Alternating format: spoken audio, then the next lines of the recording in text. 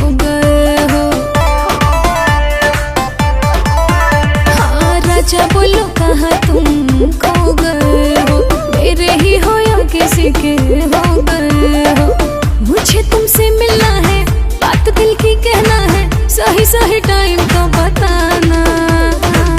बाबू कहाँ हो? तुम्हारा बाबू व्यस्त है, महादेव की भक्ति में मस्त है। अच्छा और सावन सुनो तुम नजर नहीं आना, तेरा बाबू हो चुका है महादेव का दीवाना। और सावन सुनो तुम नजर नहीं आना, तेरा बाबू हो चुका है महादेव का दीवाना। जब जमाना मुश्किल में डाल देता है, तब मेरे भोले हजारों रास्ते निकाल देता है। क्या बात कर रही है?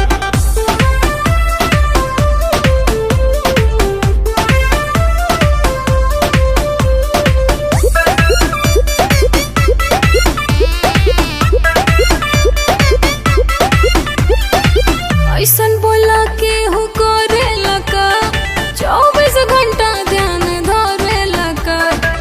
हम हो त पूजी महादेव के बाबू, इतना भक्ति में के हो रोवे लगा। सावनवा में मनवा हमार उनके भिरिया रहे, भंगिया के गोला खा के दिलवा बम बम भोला कहे। इतना सताते हो, मिलना आते खाली करते हो तुम तो बहाना। बाबू मिलो ना यार। भर सावन सुनो तुम नजर नहीं आना, तेरा बाबू हो चुका है महादेव का दीवाना।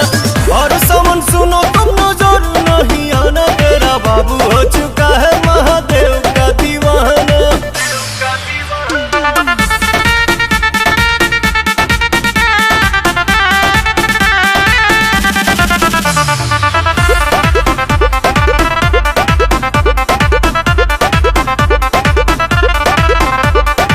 मिले के मन बड़ी करता हो, धीरज न दिल धन धरता हो। अच्छा कतने दिन भइल देखला सुरतिया, तोहरा पवन रोवा जो रहता हो। मोह माया के नगरी से कुछ दिन ही दूर रहीला, पुछला बतिया अखिलेश से हम कुछ ना झूठ कहीला।